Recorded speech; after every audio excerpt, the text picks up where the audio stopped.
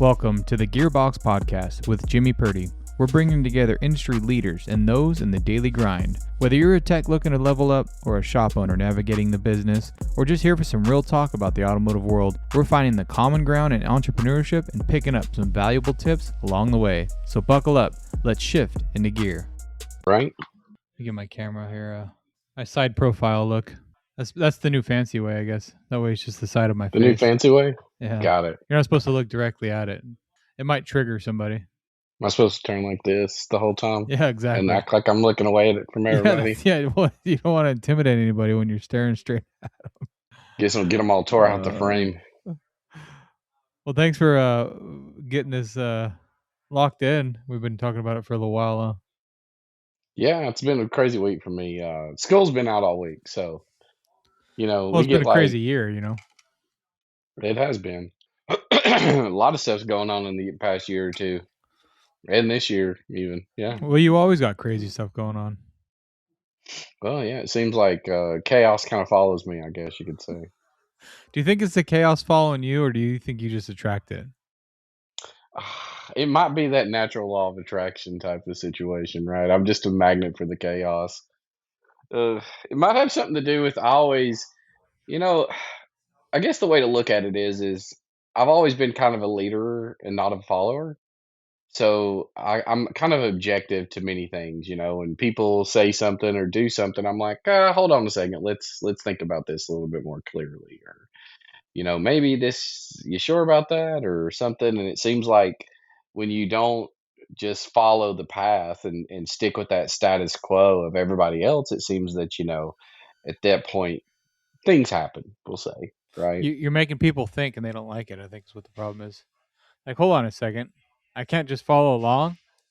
I gotta Yeah. stop and think about what the hell you're talking about. I don't want to do that. I just want someone to give me the answer, and I want to just be able to do that and move on. Like, I think that's what the problem is, though, right? In the whole industry, it's like, I mean, so you're a technical guy, right? So like, the base of what I might knowing you for is like the computers and being very technically driven as far as data and stuff like that. And so how many times you get people texting you or calling you asking you, "Hey, I got this code. What do I need to replace?" You know? Oh, all the time. All the time. Like, I get at least 4 or 5 messages a day from people asking me how to do something, or phone calls asking me how to do something, or how do you do this, or how do you do that? And I love to help people. I mean, that's one thing I love to do is help people. I love to educate people. I love to teach people. Sometimes it does get a little bit like, okay, calm down here. I'm not the magical gifting tree, but at the same time, I do enjoy it. So, as long as the people that reach out to me have done their due diligence beforehand, I usually have no issues with it. The only time I ever think I have an issue with it is it's like I haven't done anything, I haven't looked at anything, just give me all the answers, right? You know, That that's that's the that's only the time it really direction I becomes was a going problem. with. I think that's like the issue with just I don't know if it's just our industry, but it sure feels like it's just our industry. But like in general, at this point, just give me the answer, right? And it's like what you're talking about, like following the status quo of like, oh well, I heard this and I read this 3 different times, so I'm just gonna run my shop just like this, or I'm just gonna do this, and it's like they can't even look outside that bubble because it's like, well, no, so and so said it to do it like this, so I'm not gonna even think for myself. And I'm not gonna put a bunch of people in like in a box in that sense, but I feel like that's like a big problem that we have to deal with, and I think it's a lot of the feedback that like right that I've seen you get as well is like as far as people just trying to rip you apart online on social media and stuff like that. It's crazy. Well, the big problem is I think that everybody wants somebody to do something for them, right? They want somebody to invent this sales process or this diagnostic process or this, or if there's a problem in the industry, they want one of these trade associations to fix it, or they want this group of people to fix it, or these people to fix it. But in reality, the only person that can fix any problems that you have in your life is you, right? Preach it. Yeah. The hardest question we have to ask ourselves, whether it's in sales or diag or programming or whatever case it is, whatever it is you do, whatever issues you have in your life, and even if it's outside of work, right, is what am I doing now and why isn't it working, right? What am I doing now? Why isn't it working? What can I do better, right? Is what I'm doing now the most efficient thing I can be doing with my time in order to get to the results I want? And those are hard questions, and I've realized, the longer things go on is there's so many people that are unwilling to ask those questions of themselves. So it's easier for those people to attack someone that tries to invite that into their lives because they don't want that in their lives. Self accountability is something that people don't want. That's so true. And just being uncomfortable, right? Like the growth is in the uncomfortable, right? And I think and like tie that into like specific examples, like getting into like computer programming, right? Sounds uncomfortable, right? Learning about electric vehicles, it sounds uncomfortable. So what's everyone say? Oh, we'll just stay away from it. I hate electric cars. I don't want anything to do with it. But right? Like it's not that complicated. It's actually a lot simpler in a sense, right? And so the fact of you not wanting to be uncomfortable and learn something new, it's just the overall outlook on life, right? And the more as technicians we grow and we establish ourselves with that confidence, I feel like, and maybe it's just me, but I feel like life in general starts getting easier, right? Like when your brain starts like getting a little more spongy and you start getting a little more curious and you start asking questions and you learn and stuff, like everything outside of the shop also starts getting a little bit easier because you start like, hold on a second, I don't need to do it like that. I'm going to do, and you find new ways to live your life that makes it easier too. Well, I had a teacher in tech school, and he used to always say, it was his little saying he had, when you're green, you're growing, and when you're ripe, you're dead, right? And is what that equated to is you're always going to be learning. And the minute you stop learning, you probably should exit the industry because the industry is going to surpass you, right? Um, there's some things that I don't, incorporate into my business or, I haven't learned yet. And it's kind of a fact of just the geographical area I'm in. Like, like the electric car thing, there's probably like 3 or 4 Teslas in my town, right? So, devoting a bunch of time to learning those. Now, have I learned some about them and understand the general concept of them? Yeah. When they get here and there's a need for it, I'll probably learn more from them. But the problem of it is if you're in an area with those cars and you're not learning how to service those cars, you're not learning how to, do repairs on those cars, and that's work you're missing that's going out the door. Just because you say, we got enough work already with what we've got, well, that's really not a good reason to have. Not a sustainable business model, I think is right. Like you can't just do drum brakes your whole life because that's all you know, right? Like the brakes evolved, right? We got disc brakes now, and if you were mad at yourself about having to learn something new, you would have really missed out on that opportunity because I'd rather do disc brakes than drum brakes. Right. And that's a big problem I think that a lot of people have, a lot of technicians, a lot of shop owners, a lot of people in this industry they have is we don't look 10 years into the future. We look at today. This whole industry seems like it's designed to do something and it's solve the problem that's in front of us right now. How do we solve the problem that's in front of us? We don't look at 10 years from now, what's the problem then and how do we solve it? Everything that I see in this industry and decisions that are made and things that happen, it seems like they're all knee jerk reactions to a problem we have right now. This wasn't something we looked at 10 years ago and we said, this is going to be a problem that's going to come in the future. How do we start to fix things now to reach that point? We wait until it's a critical mass situation and then go, oh my, the world's on fire. How do we put out the fire? Right. Firefighters, yeah. I mean, it's like that's Yeah. like the business owner thing, right? What is it? You're operating reactively instead of proactively. Yeah. I mean, and it's I think it's a manager program problem too. Like a lot of managers like to act reactive instead of being proactive. Wait for your technicians to ask for a raise, right? Wait for them to be upset until you like go out there and give them a pizza party or whatever it is you want to give them, right? I mean, Oh, whatever it is you want to do, but it's the main thing is like, why are you waiting for them to ask? You should be involved and know like, hey, it's been probably 90 days, 6 months. I should probably check in. You know, well, are we going to get on the technician pay thing? Because if so, then we might, cause a couple of riots. I like But, riots, man. Riots are good. Clickbait's great. but I'll say this, I used to work in the dealership setting, right? and I spent a lot of time in dealerships on the sales side. I was a technician at a dealership, but then I was on the sales side there for a while. And there was always a saying I felt like, and it was always like a lot of managers have this, and even owners have this thought process of is if you keep them hungry, they'll keep coming back to work, right? If you don't, if you pay them just enough that they can make it, but they still got to come back to work on Monday, then you're What in a the right zone. what an awesome team to have surrounded you, right? A bunch of just people that are just dragging themselves in because they have no other choice. That sounds like people I want to be associated with. You wouldn't believe how often I've seen that though. It's You I mean you it's won't believe it. I'd believe it though. I mean it's that's the problem. That's the standard, and that's you know it's almost too easy to do it better than that, right? Like the bar is set so low in the industry that it's almost comical how easy it is to surpass a lot of what they call the top 10% of the shops, right? Like answer the phone. Like that's and you're already like Answer the phone. answering the phone puts you like so far up in the top percentages, right? And it's like and then having a clean shop, like it's like the bar is not very high to get like yourself in an established top percentage of the shops in the nation, right? And like that's another one, like a culture of where your techs are wearing golden handcuffs instead of shackles, you know, like there's a very big difference between the two.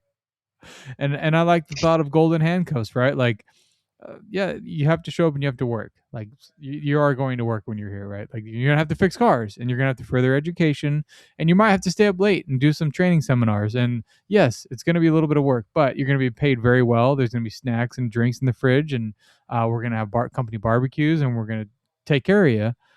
So when you go looking for another job, you're like, damn, no one can even touch what I'm getting paid there, or with all the benefits and the gas card and everything else, right?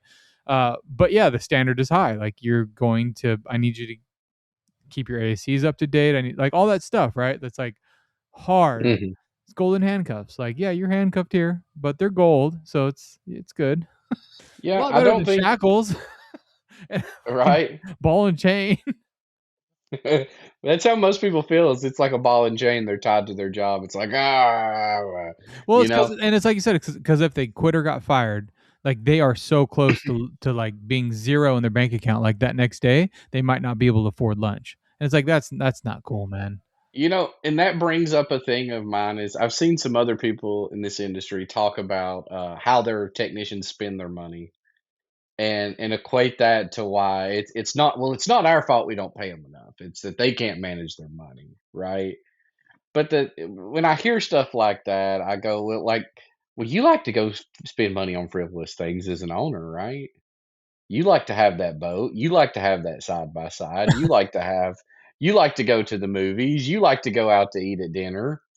So it's not that this is just something technicians want to be able to do or something. It's anybody wants to be able to have free money to spend on frivolous things, right? So, I'm not out here saying every technician needs to make some absorbent amount of money, because money should always equate to the work they're doing. But I do believe that, there's a reason I have my own business, and that's because I never could make the money I do working for somebody, right? I didn't get into an ownership position and doing my own thing because that's what I wanted. I done it because it was a necessity. Like in reality, I was looking at jobs that were wanting to pay me 15, $20 an hour to go work at, you know? I could have went and worked at Molly's right down the road. I could have went and forged pistons and made more money than I could as a technician, even with the skill set that I have. I could go work at a factory like Molly or something, forge pistons all day long and make better money, get better benefits than I could as a technician. So, when we look at the trade and we wonder why it's dying, it's because, well, if people don't make money, go find something that makes you money. At the end of the day, we just all have to make a living. Yeah, good. I mean, and if you're the work we're doing, it's got to be a good living, right? Yeah. And you can enjoy what you do, and that helps, but it's not the whole picture. And just like you said, sitting on an assembly line is just enough to just make anybody, want to end it right there, right? Like I couldn't imagine sitting on a production line and just stamping something over and over, even if the pay is good and all that. A lot of people would rather leave their job that makes them money to go somewhere where they feel like their passion is being used or they feel like they're making a difference, right? And we get that, but also at the end of the day, we got to make enough to like raise a family and living. I mean, we're in California, so yeah, I mean, the standards of living are a little higher. But to your point of like maybe it's the technicians, that's not wrong, right? But it's a blanket statement, and that's what I don't hate with I don't like in the industry as well, right? Is like these vast blanket statements of, well, this is the reason why. No, the owners are the reason why. Is because the owner, and I don't call them boats. They're either yachts or ships. So Hmm. don't ever call my stuff Don't a call boat them again. boats. Yachts or ships. Got it. But my point is, I'm not a frivolous spender. I don't need any of that stuff. Like I like to build my stuff, and I don't, I try to live below my means as much as possible. As an owner, I just don't have a need for any of that stuff. But if a technician does, that's cool. Like I'll support it. Like if you like I'd rather live vicariously through that than like do it myself. I like traveling. I like going around and like seeing new experiences. I'm into that. I guess my point is it can go either way. If you're a technician and you're making sub six figures, but you're living like you are a big shot, right? Like you need to stop it. Well, Because no. what happens is they get to the point where they're like, "Oh, it's because my owner doesn't pay because I don't get paid enough. My boss doesn't pay me enough." It's like that's no. You suck at spending. Like sometimes a little financial counseling does help. with the with the reasonable, we're going to say within reasonable means, right? Because Yeah, everybody wants to be able to blow money every once in a while. But if your employee comes to you and they ask for a raise and they're like, hey, I need to make more money, and you might need to sit down and listen to them before you throw a Dave Ramsey course at them, yeah, that's very true. right? Well, Um, you should know your numbers too, right? Like that's probably the biggest problem is everyone's just looking at the bank account at the end of the month and hoping that everything goes through, right? And then when it doesn't, it's like they don't know where it went, right? Because they're not actively throughout the week doing like a P&L on their business, right? Like how much money did you make at the end of the week? I mean, at the end of the day, right? Like what was your sales? Get your overhead, divide it by 22 days, do the math, like figure out what like every hour cost you, right? And then like when someone comes up to you and asks for a raise, you have some facts like, well, no, because you've billed like 6 hours a day every day on average for the last 90 days. Like I can't pay you anymore because there's no production. And then you can even get down if you know your numbers really well and say, and that's on me because I'm not doing my job marketing. But your efficiency is 110%. Every hour I give you, you're killing it. Right. So it's like there's that side of it too. Because a lot of owners will look and say, well, see, you're just not cranking out the hours. And he's like, well, then because there's no cars in the shop. I do a 3 hour job in an hour and a half every time. that's one thing I hate about flat rate. I hate about flat rate, right? And my biggest problem with flat rate as an incentive for technicians in the industry is I understand some people love flat rate, right? They think it's the greatest thing ever. But when you're a flat rate technician, your paycheck is determined on how well that shop can market. If I'm Very sitting true. there and I have nothing to do in my bay, then w- it's like I feel like I'm wasting time being at work, right? Because if I don't get the work knocked out, if there's no work to get knocked out, so then when it's like, well, hey, I've got a pay problem, they're like, well, you don't bust out that many hours. Well, you don't have that many hours for me to bust out, you know? And I definitely see that, but I don't think many people look at it that way, right? I don't think many people actually think of it as like, well, is flat rate my it almost falls into like a fiduciary duty, right? Like my duty to my employees that are on flat rate is that I properly market this business and get the work in, right? And then you're worried about the guys up front Yeah, you got to sell the making sure work. they can sell the work, right? Because no offense, you could have the best technicians in the world, the best technicians in the world. But if the guys up front can't sell a ham sandwich, well then you're done for.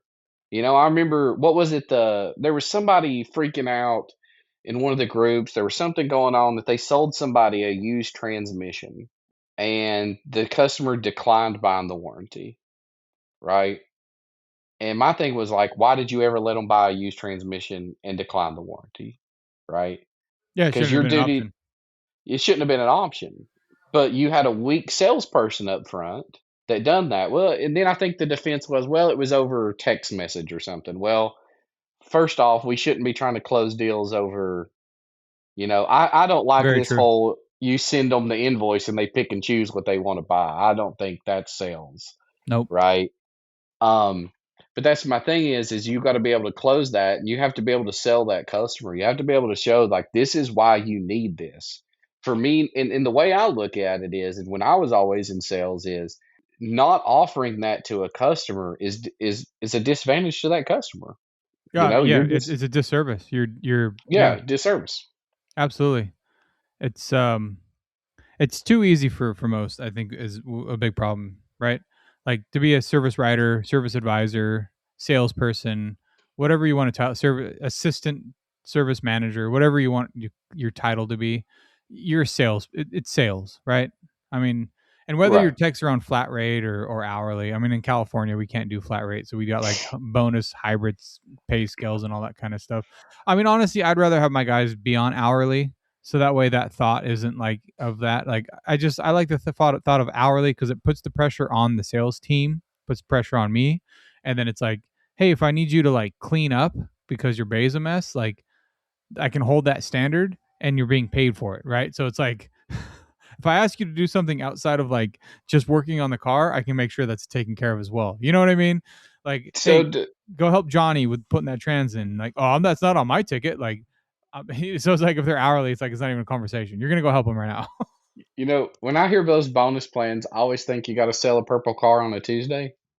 Uh, and if it's a fair bonus plan, that's pretty awesome, right? Now I've seen some bonus plans that are just like it's it's it's almost a impossible to hit the matrix, right? it's an interesting thing because so last year I did a lot of the hybrid where if you did over 8 hours in a day, it was a $10 an hour bump. That's pretty much the easiest one to do, right? Like if you're knocking out more than 8 hours a Yeah. day, it's $10 an hour across your whole pay period, like for all hours. Like if you're 100% productive, I'm gonna just that's it just makes it easy that way.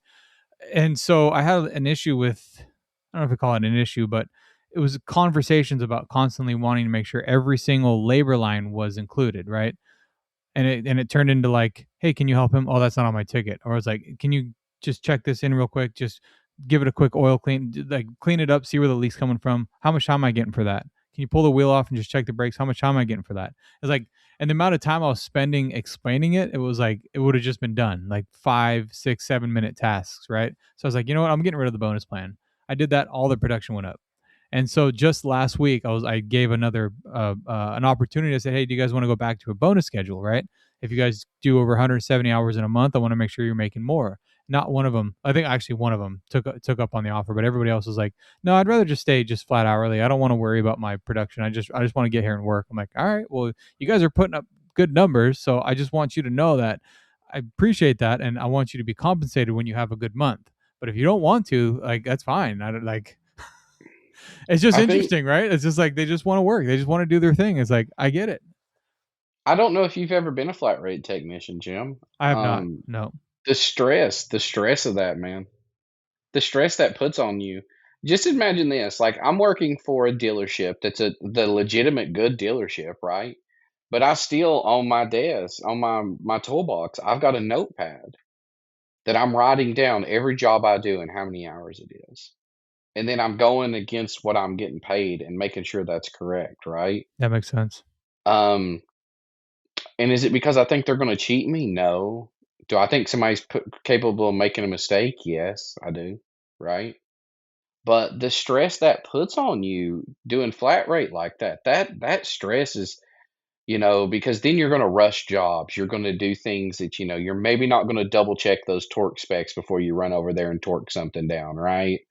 You're gonna make mistakes that you usually wouldn't make if you were under that hourly thing. So yeah, I mean, the stress that a flat rate technician is under is wild because you're worried all the time about, am I getting this half? Am I getting this 2/10? Am I getting this? Because at the end of the day, those all add up, Yeah. right? And just like you think, well, this might be a little frivolous that this technician thinks that. Well, not really, because you look at the numbers too, right? When you're Oh getting yeah. No. billed, Yeah, I can you understand it for go sure. you go, hold on, y'all quoted me that these cases of oil I'm buying here were $22 a case, and now they came in, they're $24 a case, right? So now that's a $2 difference. I bought 50 of those cases. That's $100 difference in the billing. So, the technicians are just doing the same thing, but when they're on the flat rate, when you're on the flat rate, it's almost like you're running your own business, because you're having to watch your hours versus your time that you put in and make sure it all equates out to what it should be. Yeah. Yeah, the stress factor is just one of the things that's missed. I mean, if you're a hammer, like I get it, and there's like a certain breed that like live on that stress and just want it. But if you don't, you don't. And this is the first time I've in my 10 years of running where I offered a pay plan and I said I just want your guys' vote. Like I want to know if you guys want to stay where you're at or if you want to go back. And it was like, I mean, it just asking a question, right? And there was like, well, you have an option. I'm like, yeah, you have an option. Like, I got rid of the bonus plan, and you guys like cranked out more. And so I want you to know I'm thinking about you, and I just don't want in the back of your mind thinking, man, now that we're doing more hours, he's not going to bring back, whatever, right? So it's like I'm just offering it if you want it, and it's like, cool, we're good either way. Like I can, that's fine. And so it was just interesting. It's very interesting to see in real life, right? Like, because you think an incentive plan is going to incentivize everyone, and that's what it is. It's a bonus plan with incentives, but come to find out, the incentive was not effective. Yeah, I've seen it on different ways, different sales plans and stuff, different incentive plans, and at the end of the day, I think a lot of it depends on where someone is in life, right? Oh, When good I point. was 20, Yeah, when I was 21 years old and I was a technician, flat rate didn't bother me, right? I had no care, I had no worries in the world. I turned 70 hours a week, all every week, made good money, blew most of it, right? But at that point in my life, it didn't bother me. But as I got older and I had kids and I had responsibilities and we got payments and things like that, flat rate was not appealing to me really because it was just like, now I got to worry about, am I making enough? Am I going to make enough? Right. mm. So yeah, I knew I could turn the work, but then I started going, well, can they sell the work? Right. Yeah, yeah. That's what I want to jump back into the sales thing because I like that a lot, and I think sales. And I was getting to this before we got into that tangent, but I think sales is it's too easy for most. And I think a lot of advisors see themselves as salespeople and they think they kill it, right? They're doing, I don't know, 80,000 a month or whatever. And it's like they don't realize that these cars, you're not selling a repair. The car's broken. Like it needs to be fixed. They know they're going to spend money. They know it's going to be around what you're going to tell them. They've done their research, right? Like they know if the transmission's out, they're going to spend some thousands of dollars. So like to say you're selling is like it's I don't know, it's a little overstated. And I think the real sell begins after the initial right repair. Like if you want to start getting the Right. preventative maintenances and you want to get them on a maintenance plan, I call that sales. Like that okay, now you're getting more into the sales aspect. But when you come in and something's on a silver platter, right? Like the marketing's done right, the shop's clean, everyone's Hmm. happy, and it's like, and then they just come and they spend money because the brakes are grinding, and they don't want that grinding brakes anymore, and now it's $600, and they got new front brakes. I don't know if that's a sale. Like it's like that's just I don't know. Like someone walks Well, into a there's shoe store not wearing shoes, and they walk out wearing shoes. I don't know if you sold them right, shoes. right. There's two types of people in sales, right? You have salespeople and you have serial killers. You have to Okay. explain this one. This is gonna be good. I can already Oh, it's tell. good. So listen, listen. A serial killer just stands around waiting on victims, right? There are those people that are the best way to explain them is victims, right? They come in and they go, I need a transmission or I need this. And then you're like, well, this, or whatever the case may be. They're victims because they have to buy one, right? They have to put a transmission in that vehicle. They have to do something. They have to have a means of transportation. So you sell them on that job, right? But the real part of it comes is when you sell somebody something that they didn't come after, right? That's a salesperson. A salesperson has that ability to take someone that's not ready to buy something and puts them in a position where they're ready to buy. That's the difference. And I see that this whole industry, I swear it's like I see more of this. Well, that's not my kind of customer. That person's not my customer. That's not my customer, right? You have that ability maybe if you're in a bigger area. But if you come into a smaller market like mine, you can't just play by the numbers. And I feel like a lot of people they play by the numbers, right? They have this big funnel of customers and they filter through that funnel of customers and say, "Oh, I want this one. I don't want this one. I don't want this one. I don't want this one." First time someone raises objection, well, that's not my kind of customer. Boom, boom, boom, boom, boom, right? But not every objection is, not overcomable. I feel like a true salesperson can overcome almost any objection, right? Whatever the objection may be, there's a way to overcome that objection. But I feel like a lot of people they classify these highly objective customers. They classify them as, well, that's not my customer. So they just want to kick them on out the door, right? But the problem with that is with you're in a market that has that. If you ever go to another market that doesn't have that customer funnel, I call it the hustle muscle, right? Your hustle muscle ain't developed. So if your sales muscle is not developed, if you ever get into a situation where you don't have that many customers coming through your door and you can cherry pick who you want and who you don't want, you're not going to be able to sell them. Because I'll tell you this, you've seen it probably in your shop. There's some people that come in and you could literally say that they needed blinker fluid because their blinker fluid was low. And they'd be like, "Okay, yeah, just top it off. I just want to make sure it's all good." Right? Oh yeah. And they never have any objections. I mean, if you want to filter through all those customers and find those customers that aren't objective, you can. It's your business. You run it the way you want to. But the problem is if we ever get in a situation where times are rough, the economy does take a downturn or something like that, your salespeople aren't going to be able to sell. Well, and it goes back to what you said. You know, if you're green, you're growing, and you should always be growing, right? As soon as you stop Yeah. growing, you start dying. I'm behind that 100%. You're either growing or you're dying. Like that's it.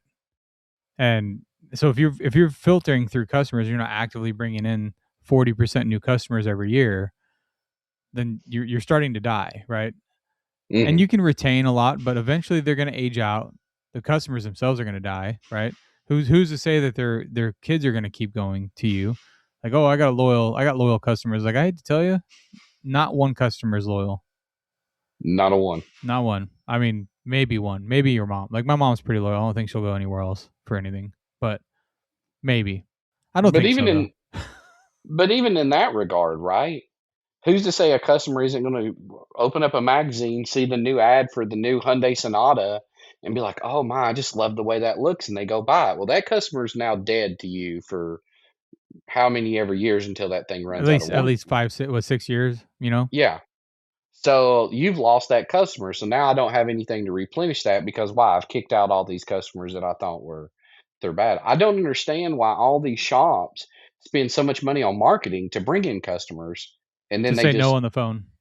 yeah, to just drop them soon as the first time they're objective, right? It's like, "Oh, that customer is too hard, too difficult, too that."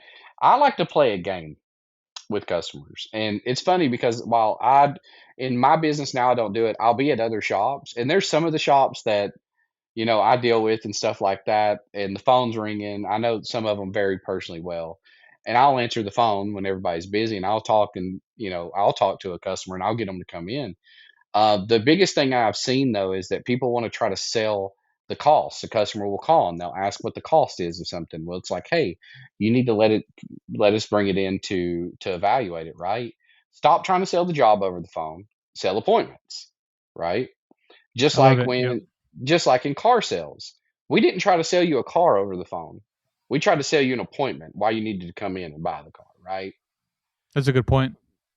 So I would always try to sell appointments. And there were some people, I mean, I'm sitting there and I'm working on something. I don't care. I'd be working on something and it would be funny.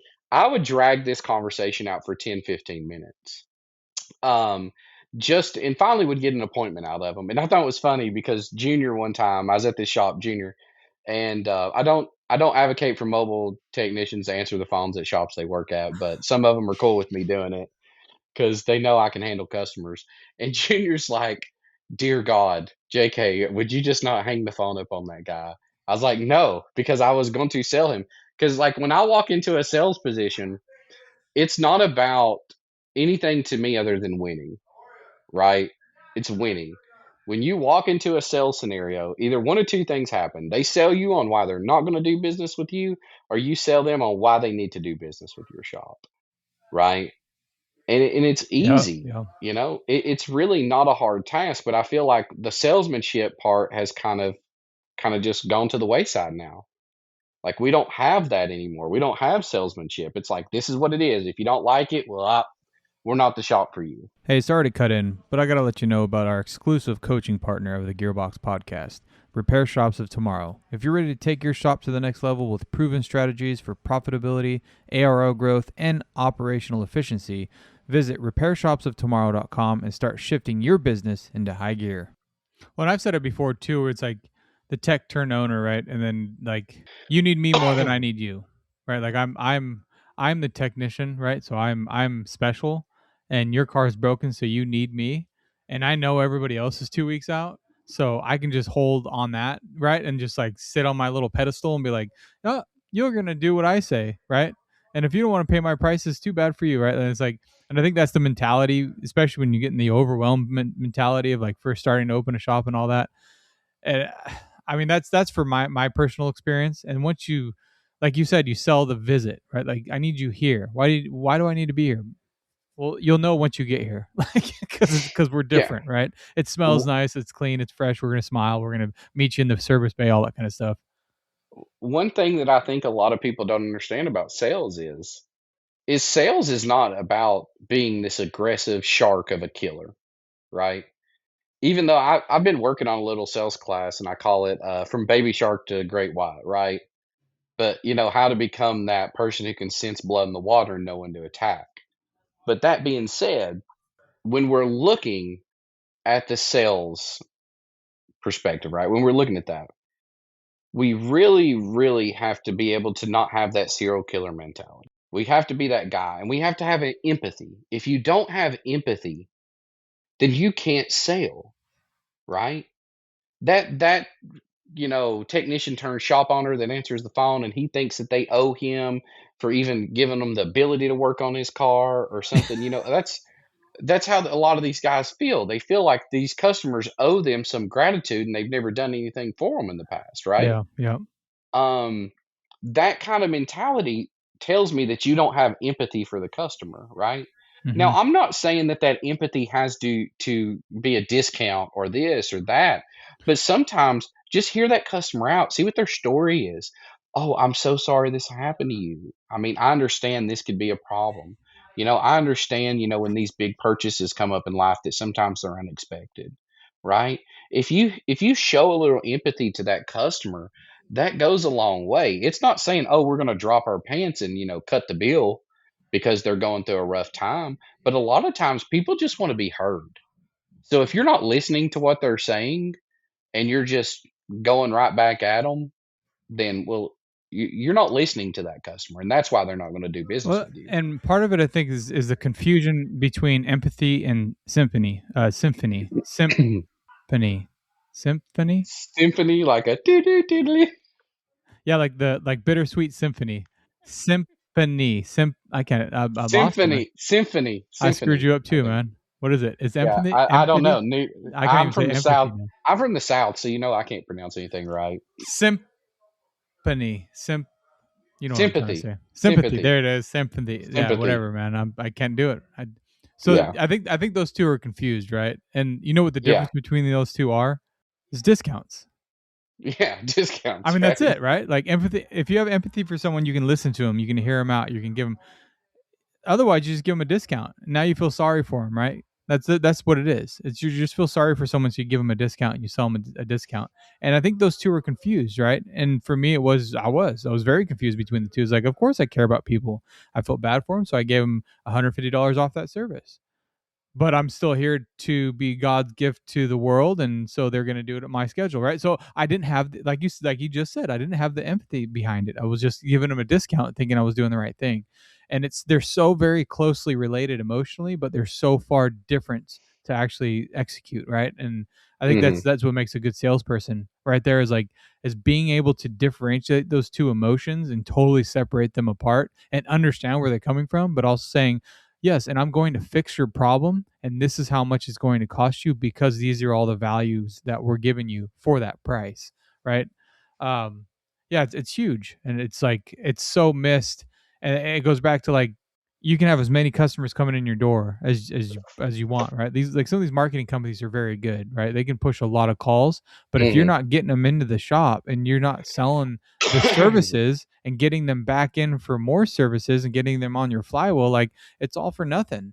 You know, and you see it all the So time too in the on Facebook, like who's the best marketing guys? Like you are. Like if you capitalize on every phone call, like you don't need some fancy marketing team, you know?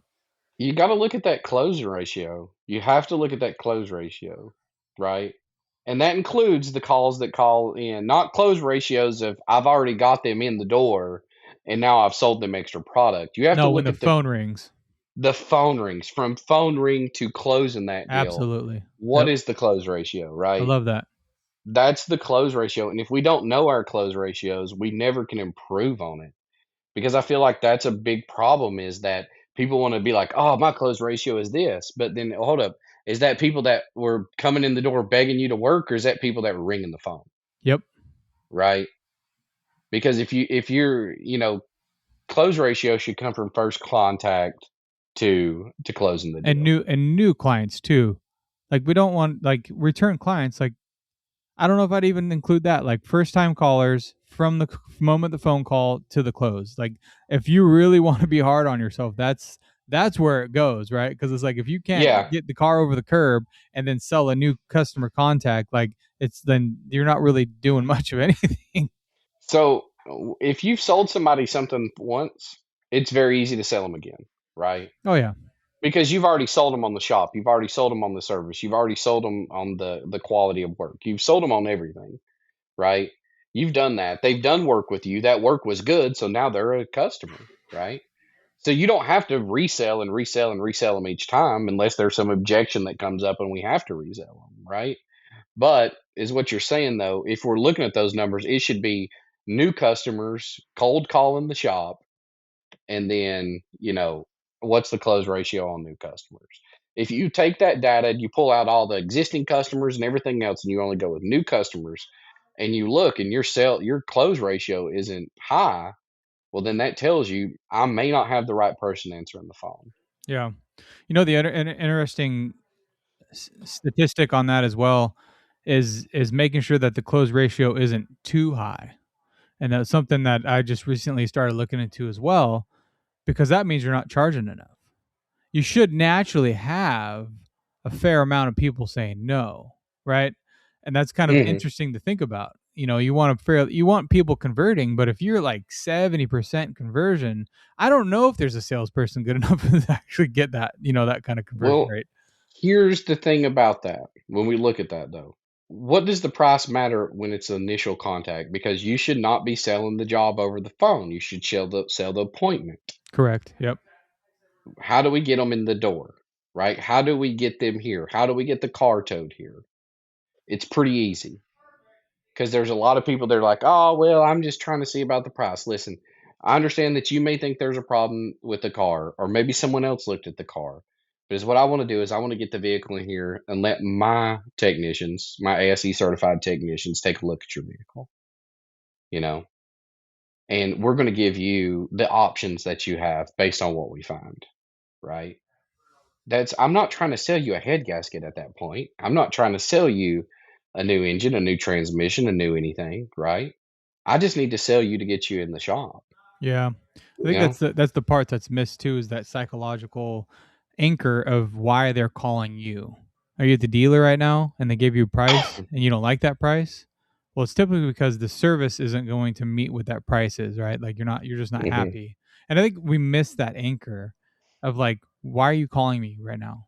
Right. And not in like a malicious way, but in an in a respect of, I know you're calling around because you don't like something that was given to you, whether it was information, whether it was price, whatever it was. This is what I'm going to do. I'm going to give you the opportunity to visit our shop, tour our shop, meet our team, and then I'll be able to get you a written estimate of like what it's going to take for us to do it. And I think that's that little bit of movement, right? Where yeah, of course they're calling around for a price because they think the service they're getting there is going to be the same service everywhere. So they're just, and what else are you going to ask? Like if you go to a shop and your wife's car is at a shop, right? And it's like, and you've never been in auto repair before in your whole life. Like, what are you going to call around and ask? Hey, so how nice is your guys' waiting room, right? Like, what kind of stuff do I get if I go with? It's like you just ask for price because like, what else are you going to ask? Well, here's the thing, going into that is I don't think people really understand the difference in the service, and unless we tell them, they think just anybody can fix a car, right? Mm-hmm. On that first initial contact, we should be selling the shop, the service, the level of, the level of professionalism we have. That's what we should be selling, not the price. The price is the easiest part. Listen, is it the price? Listen, sir, ma'am, the price is the easiest part of my job. There's a very easy question that I always have, and I tell people and sell, other than whatever the objection is. Other than the price, is there anything else that would stop you from going ahead and scheduling this appointment and getting your vehicle here today?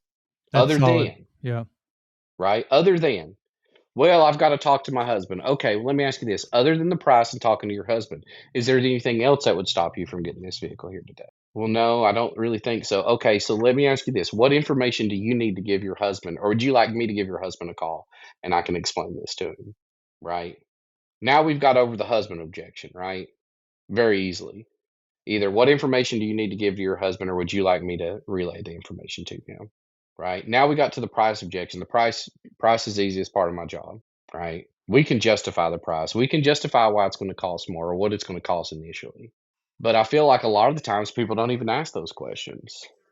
no, it's the taboo of money, right? And that's I mean, the posts I've had online too about like making sure that you're profitable and you're making money, and everyone takes that as like all you're about is just you just like to make money. Like, well, yeah, that's what pays everything. Like, yeah, my Wh- main objective when I show up every day is to make sure that we're profitable and we're making money because then Well, I can take care of everybody.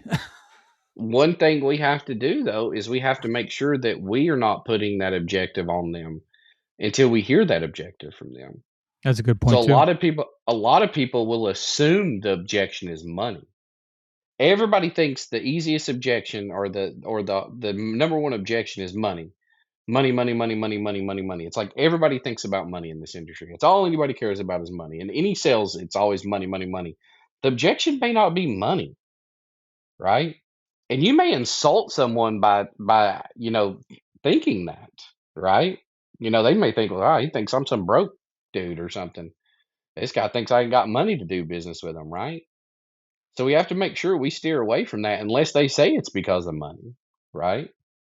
But I think that's what a lot of people think is somebody doesn't want to do business with them. It's because they're cheap. No, it's not because they're cheap. Everybody wants a good deal. Right. Value isn't money. Value's not money, right? When we go out and we look to buy something, us as consumers, we don't look for the cheapest product, do we? I mean, look at your microphone there. What is it? A Shure or a It wasn't cheap, but it wasn't expensive. But okay, but you didn't look for the cheapest microphone you could buy, well, did you? we always start there, right? Like that's like Yeah, the death scroll, right? Like you're on Amazon, and you're yeah, just like lowest price, and then you start reading reviews, and you're like, wait, I am probably going to use this a lot, and I should probably get some. And so you start justifying yourself, right? It's the yeah, consumerism process, but I mean, we all do it, right? Like if you're looking for anything, what's the cheapest price, and what do I get with that, right? And then yeah, as you get older and you realize you're like, okay, I need a little more value, and how much am I going to? And yeah. you start justifying the cost, right? But that's what a salesperson job is to do. So basically, just like when you bought that microphone, you didn't buy the Alibaba special because there's cheaper microphones out there. We know that. Oh yeah, You didn't buy the the highest quality studio microphone you could buy because we know there's microphones that cost a lot more than that one. You chose a microphone that you thought would fit for the value absolutely. that Yep, you receive from it, yep. right? And it's like that. I don't understand why we think that we should be able to just charge whatever, and they should be so happy and willing to accept that and not have to justify our price any at all because we do the same thing. Everybody that makes those complaints does the same thing. If we just all ran around and bought whatever because it was there, we would all be broke if we didn't search for value. Be like, oh, I bought a, we didn't buy a Netgear router. We bought this corporate router here that was $5,000 or something for Yeah, this I job. got the Yeti cooler You know? that I use for camping twice a year. You know, like why'd you buy a Yeah. Yeti? It's like what like. But It's again, like, it's whatever builds whatever you use it for, right? Like if it makes sense for you, it makes sense for you, and it goes back to the customer thing. Like, and some customers, yes, maybe what they're looking for is not what we offer, and that's okay to part ways.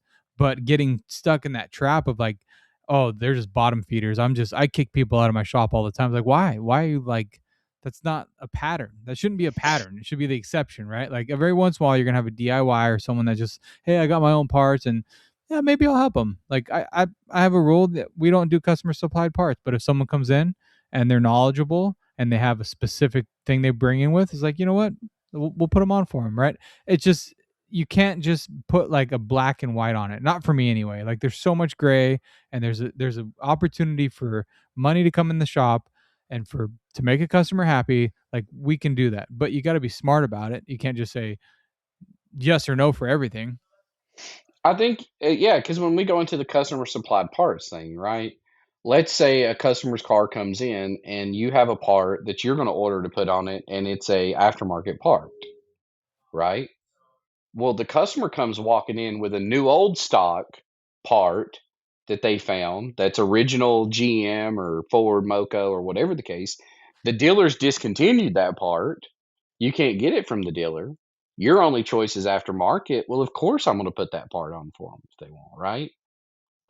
And I don't think every instance of a customer has their part is bad. Now, I mean, there's some don't put their, I've seen throttle bodies and stuff that people have had that they put on a car, and it's, caused all kinds of issues because Yeah, it's, back to the eh, Alibaba right there. That's like the Alibaba the stuff, right? team the Timu tack Yeah. motor.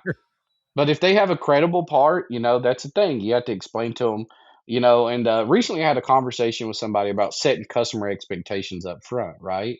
Hmm. You have to make sure you just manage those customer expectations up front and say, listen, you do understand if we put the part on and we provide the part, then the warranty is going to cover the labor in the future.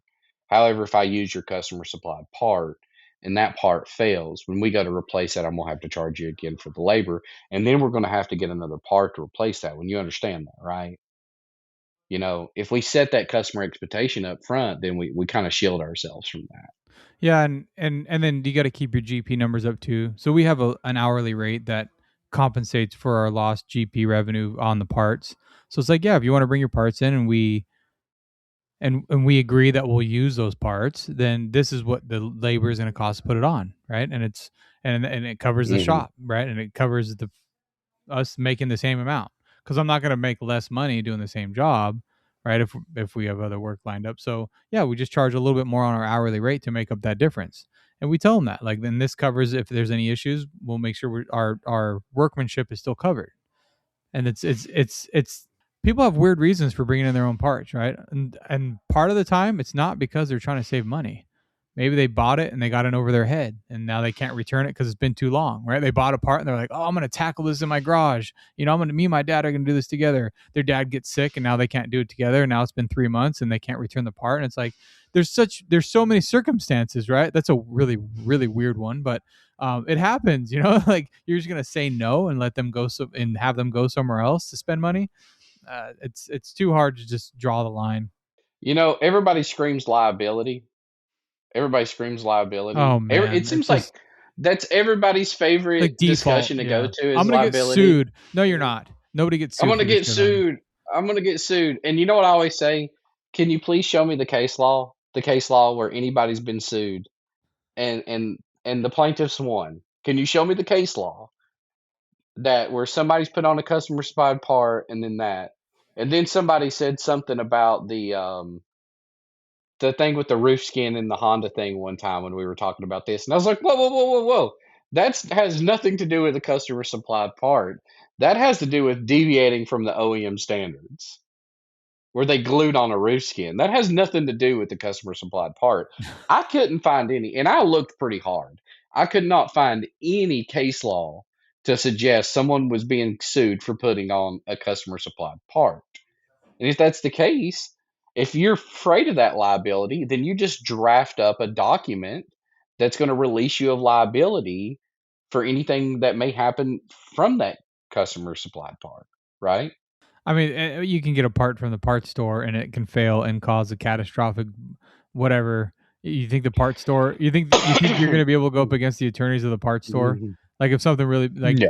so you should be set up with your own veils of protection, being incorporated, being an S corp, divorcing your business, make sure all your like you have an umbrella policy with your insurance. Like you definitely shouldn't be relying on the fact that, oh well, I get it from O'Reilly's or Napa or whatever, and they come with a warranty. So if something bad happens, they're going to protect me. Like, no, they're not. They're definitely not. Like, you're definitely No. shit out of luck there, right? Like, you're probably better off with customer supplied parts at that point, because at least that way you can point the finger at the customer saying, "Hey, he brought me the part and it failed, so it's not on us." You go to a parts store and they're just gonna like bury you. So yeah, the whole Yeah. liability thing there is like the risk management. If you don't have risk management If set up in place for your business, you're already shit out of luck. Go look at your agreements with the parts houses, and I'm pretty sure that they've signed had you sign off on all of the legal responsibility of any parts or anything like that, Oh, I'm right? sure. I'm sure Yeah, it's in the like, I'm sure it's in the fine print somewhere, okay? When you're going up against, these corporations that are billion-dollar corporations, they make sure that they are heavily, heavily. And if you would think that, you got to even look at it from the customer perspective of them buying the parts from the parts store, putting them on their shelf, and they fail, right? right. If something was to happen. Well, we don't see instances where anybody's suing O'Reilly's or AutoZone or anything like that for Not that. even touching them. Yeah. So, yeah, I think that at the end of the day, it's just, it's an excuse. It's an excuse that people want to use because it's easier than just taking accountability for, or just saying the truth. I don't want to put them on because I can't make money off of them. Yeah, so then Just say charge the more truth. on just charge more on labor. Take the job, Yeah, find your GP, take those dollars, stack it on top of your labor, and there it is. And then you tell them it's going to be X amount in labor, put it on. And you know what? It's even better because there's no tax. So now it's all labor. It's all labor GP. So it's actually better that way. You actually make more money if you actually did the math and like we're smart about it, right? Uh, right. it's kind of crazy. It's just the lack of it's the ignorance, right? And not saying that in a disrespectful way, but it really is. It just need more education from the business side, and just knowing your numbers and understanding where it's coming from, and yeah, and then you get into like one thing I've learned in the last probably three years now is how much more there is to it than just fixing the car, and how much more important those parts of the business is in an auto repair business is than just fixing the car, right? Like the car's got to get fixed, of course. And there's technicians all over the country that love fixing cars and they will fix them. And they'll fix anything, right? Perfect. I mean, I'm not going to say that's the easy part, but it's like that is going to happen, right? And if not, then there's people out there that are willing to help to bring in to diagnose or whatever. Like you're going to get the car fixed, but then there's like the other.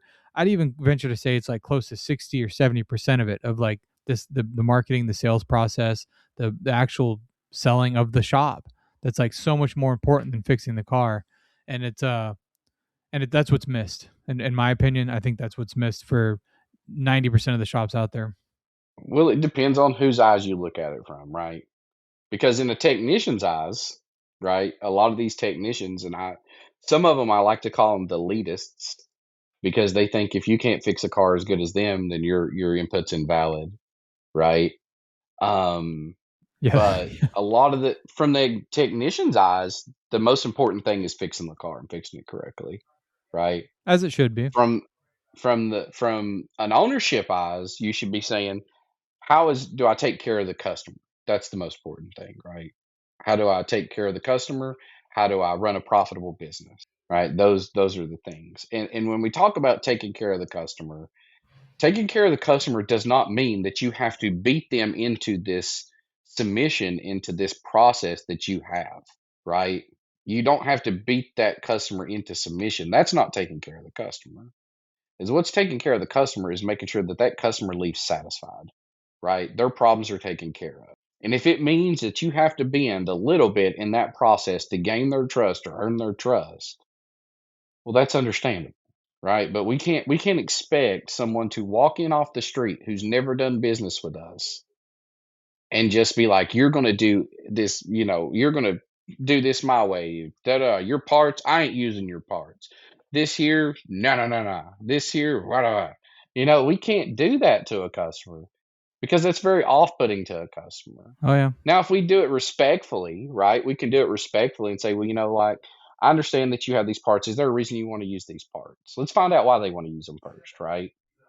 Well, maybe it's like you said, maybe they've bought them, they can't return them or anything else, right? Maybe that's the problem. Or maybe it's like, well, look, I tried to find these parts and I bought a new old stock part because I wanted a General Motors part and nobody had one. And I found a vendor that sold the new old stock. Well, in that case, I'll use that part, right? Just like I was saying, or we find out what's their reasoning. Well, I bought my own parts because, or I want to buy my parts. They might even have bought their parts already. Well, I was going to buy my own parts because I figure it would save me money. And then we have to go, okay, well, let me explain to you why it's not going to save you money, right? And then we can have that conversation with them. I feel like a lot of the time we just don't ask enough questions. You know, Absolutely. Yeah. a sales process should be more questions than it is more of anything. Yeah. Yeah. You talk yourself right out of a job, and that's what happens. You talk and talk and talk and talk. Before you know it, they went from a yes to a no. I've seen it happen. Everybody just wants to be heard. That's all it is. People want to be heard. They want to hear and then repeat back what they say to them, so they know you're listening to them. Did you hear what I said? I said something really funny. You're not laughing. I'll say it again until you laugh. Oh well, I'll just keep repeating the joke until you start laughing. I heard you the first time. It's just not funny. I'm not like. Oh, that's great. Well, this has been good. I can't believe it's been an hour already. oh yeah, I know, right? It's already been an hour. Look at that. Mr. J.K. Walker coming in hot with some like I didn't even know we were gonna go there, but that was awesome, man. The sales stuff is like that's killer stuff. Yeah, You got the killer instinct. Or no, it's I don't. you're not a serial killer. You're the other one. I just gotta learn how Yeah, to that's say right. I'm a symphony, salesperson. symphony, symphony. You s- God damn sim- it! God dang it, man. I at Everyone the end of listening right now is trying to say it too. So yeah, laughing at all probably you guys too. at the end of the day, all I do is try to do my best to sell somebody on a job, and I think that if we take that time, if we just take a little bit of more time with each customer, you can build those relationships that would be because the most objective customer will be your best customer in the long run once you win their approval, that's right? Because that's a true statement. Yeah. that lay down customer, everybody wants them as a customer. Well, they lay down for everybody. Exactly. It's like falling in love with a stripper, man. Yeah. But that objective customer, that's a harder customer for somebody else to poach away from you. It's very true. That's a great way Yeah. to look at it. Well, Mr. JK, speaking of businesses, I'll give a shout out to what you do and where you're at. If you ever need a PCM, Oh, well, I got multiples of those, but everybody knows me for probably mobile automotive diagnostics. So if you're in the East Tennessee area and you need a PCM programmed or keys made or anything like that, make sure to give me a shout. Also, if you're looking to clone any Chrysler ECUs, make sure to check out my website, ecuhero.com, where we provide software to get that done pretty easy, pretty fast. the hero for ECUs, That only is me. Chrysler. Chrysler, Jeep, Dodge, Ram, and some Fiat. Oh, okay. I didn't. I Yeah, so didn't we know that. cover I just learned we something cover new. most of the new stuff. So, Oh, okay. I didn't know that. That's good for me to know. oh yeah, that's the I thought it was. I it's thought the you did bee's all. I thought knees. you did all of them. So There's so much. We've only done the Chrysler, Jeep, Dodge, Ram. That's what we saw in the market was the there was a vacuum there, right? There wasn't anything out there that was really good to get those done. So, we made a cheap, not I'm not gonna say cheap, I'm gonna say affordable, a simple, affordable, and reliable solution, right? We wanted to make something that was affordable for the customers. That way they could pass those savings down to the end user consumer. We want to make something that was simple to use, so anybody from the lube technician all the way up to the master programmer could use it. And we want to make something reliable, something that you could rely on to use in your shop. You know, that's so what it's that was all our about, right goal, there. Sales and we seem 101 to do right pretty there. well. I We think seem to do pretty well. So, awesome. Well, thank you so much for your time. Been ain't no another problem. excellent conversation. Listen, if you're anything like me, you know the struggles of inconsistent car count and tight margins. That's where Repair Shop of Tomorrow comes in. They help shop owners like us increase sales, improve efficiency, and grow our businesses with proven strategies. Check them out at repairshopoftomorrow.com today and start growing tomorrow.